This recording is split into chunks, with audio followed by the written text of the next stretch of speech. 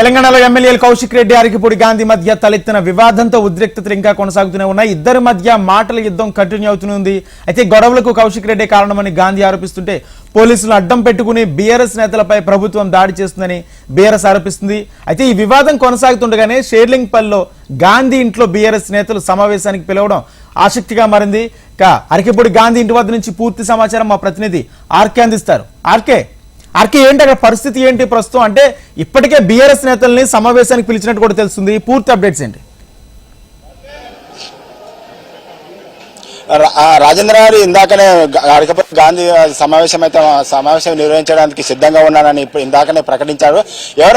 నేనైతే గొడవలు చేయడానికి సిద్ధంగా లేను. గొడవలు కాదు నాకు ముఖ్య కారణము.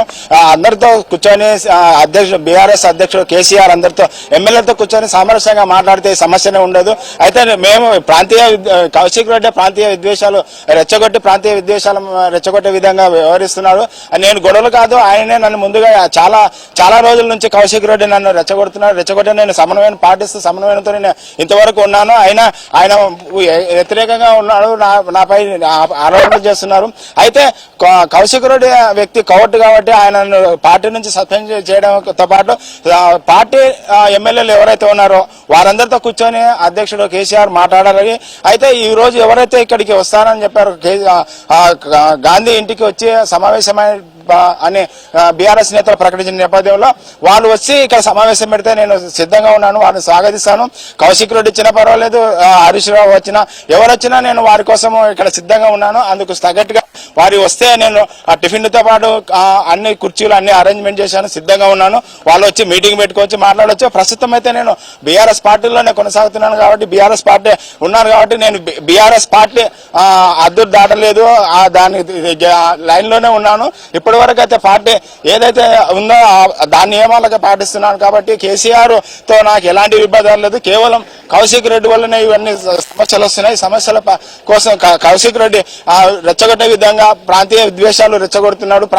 అయితే ఇక్కడ ఉన్న వాళ్ళందరూ ఎవరు ఆంధ్ర తెలంగాణ వాళ్ళు కాదు, అందరూ ఉన్నారు. మద్రాసు నుంచే వచ్చిన వారు ఇక్కడ అందరూ కలిసిమెలిసిగా సామరస్యంతో ఉన్నారని చెప్తున్నారు. అయితే ఎన్నుగా ఇక్కడ కలిసి ఉన్న కేసీఆర్ కూడా చెప్పాడు ఇప్పటికే ఏదైతే ఆంధ్ర వాళ్ళకి ఎలాంటి ఇబ్బంది వచ్చినా నేను పండితోనే నెచ్చిస్తానని చెప్పాడు.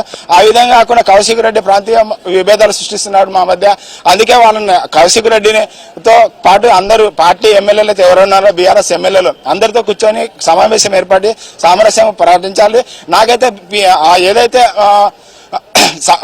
పదవి ఇచ్చారు ఆ పదవి ప్రతిపక్షంలో ఉన్నందుకే అది ఇచ్చారు కాబట్టి నేను బీఆర్ఎస్ పార్టీలో ఉన్నాను, బీఆర్ఎస్ పార్టీలో కొనసాగుతున్నాను కాబట్టి నేను ఇంతవరకు కాంగ్రెస్ పార్టీలో జరగదని ఇందాకనే గాంధీ అయితే చెప్పాడు రాజేంద్ర. మరియు అయితే ఎవరైతే పార్టీ లో ఉన్నారో వారు కోవర్టుగా ఉన్నారు కాబట్టి వారిని ఇక్కడ నుంచి కోవర్టు కాకుండా పార్టీ అధ్యక్షుడు కానీ కేటీఆర్ కానీ అందరితో కూర్చొని మాట్లాడితే సమస్య ఉండదు కాబట్టి కౌశిక్ రెడ్డిది ప్రధాన ఉద్దేశం రెచ్చగొట్టి తన రాజకీయ జీవితంలో రెచ్చగొట్టడము గొడవలు పెట్టడం ఆయన ప్రధాన ధ్యేయం కాబట్టి నాకు గొడవలు కాదు, సామరస్యంగా శాంతియుతంగా నేను రాజకీయాలు చేయాలనుకుంటున్నాను.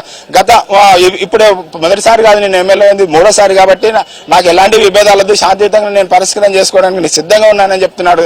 అయితే ప్రస్తుతం మనం గాంధీ ఇంటి దగ్గర ఉన్నాం. ఇక్కడ పోలీసులు అయితే భారీగా బందోబస్తు ఏర్పాటు చేశారు. ఎవరు ఇప్పటికే బీఆర్ఎస్ నేతలు ఇక్కడికి వచ్చి సమావేశం ఏర్పాటు చేస్తారనే ఉద్దేశంతో గాంధీ ఇంటి దగ్గర అయితే పోలీసులు భారీ బందోబస్తు ఏర్పాటు చేసి భారీ గేట్లు ఏర్పాటు చేశారు. అయితే ఎవరిని లోపలికి రానియకుండా పోలీసులు అయితే అడ్డుకుంటున్నారు. కనీసం కార్యకర్తలు పెద్ద ఎత్తున ఇక్కడికి తరలి వస్తున్న నేపథ్యంలో గాంధీకి అనుచరులు కార్యకర్తలకు తరలి వస్తున్న నేపథ్యంలో పోలీసులు మాత్రం వారిని రాకుండా అడ్డుకుంటున్నారు.